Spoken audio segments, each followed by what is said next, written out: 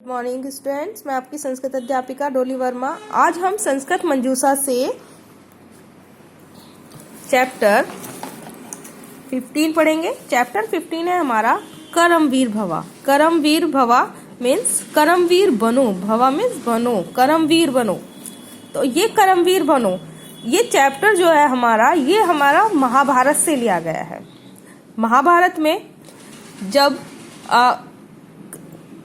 अर्जुन का युद्ध चल रहा था तो अर्जुन युद्ध करने के लिए मना कर देते हैं, तो वहां पर श्री कृष्ण अर्जुन को उपदेश देते हैं। तो ये उसका छोटा सा यहाँ पे कुछ श्लोक दिए गए हैं जो कि भगवत गीता से लिए गए हैं। तो यहाँ आइए हम शुरुआत करते हैं। अध्यापिका भगवत गीता किस महाकाव्य का अंश है? बालक भगवत गीता महाभारत का अंश है। अध्यापिका इसमें कौन किसको उपदेश दे रहा है? बालिका श्री कृष्ण अर्जुन को उपदेश दे रहे हैं। अध्यापिका उन्होंने यह उपदेश किस अवसर पर दिया?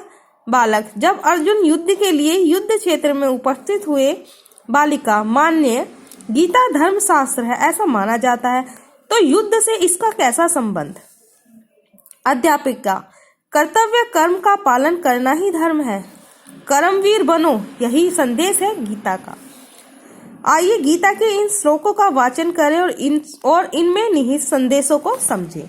आप लोग सब जानते हैं कि जब महाभारत में युद्ध शुरू होने वाला था तो अर्जुन दोनों ओर जो है अपने बंधुजनों को यानी अपने रिलेटिव्स को देख रहे थे। तो वहां खड़े होकर वो उनसे मोहग्रस्त हो गए कि मैं युद्ध लड़ूंगा तो दोनों तरफ से मेरा ही नुकसान है। तो इस समय जो कृष्ण थे उन्होंने अर्जुन को अपने कर्तव्य पालन करने के लिए कहा।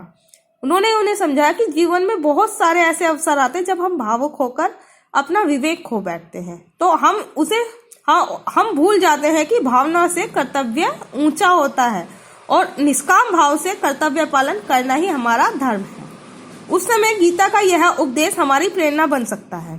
तो चलिए हम लोग पढ़ते हैं कि श्री कृष्ण अर्जुन को क्या उपदेश दे रहे हैं। तो श्री कृष्ण अर्जुनम उवाच, श्री कृष्ण अर्जुन से बोले या अर्जुन से कहा। उवाच मीन्स कहा।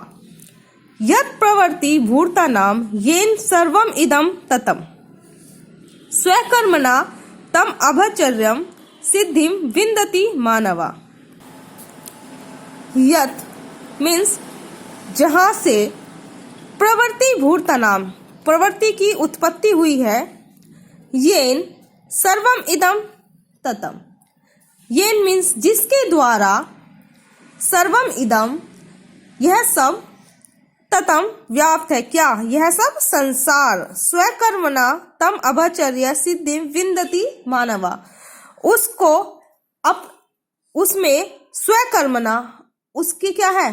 अपने कर्म से तद्भर्यम पूज कर सिद्धि सफलता विन्दति मानवा, उस सफलता से उसको पूज कर उस सफलता के द्वारा क्या हुआ है?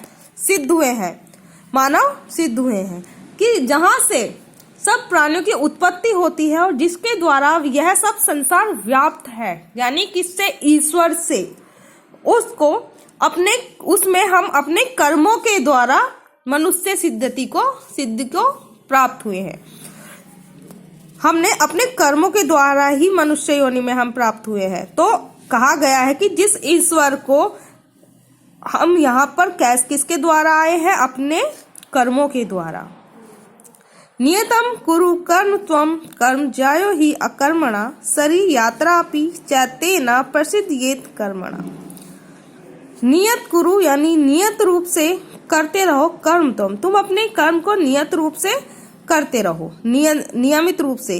कर्म जायो ही अकर्मणा, और कर्म अधिक से अधिक आपके जो कर्म है, अकर्मणा यानी कर्म करना, अकर्म यानी काम ना करने से श्रेष्ठ है।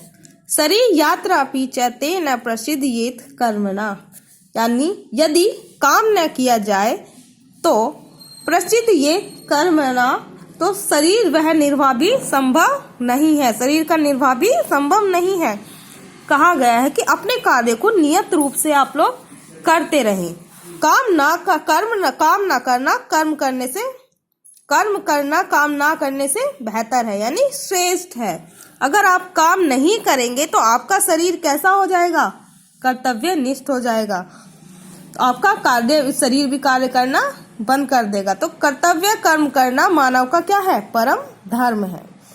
कर्मण्येवाधिकारस्ते मा फलेषु कदाचन मा कर्म फलेषु हेतुर्भुवा मा ते संगमो अस्त कर्मणि। ये श्लोक आप लोगों ने बहुत बार पढ़ा होगा।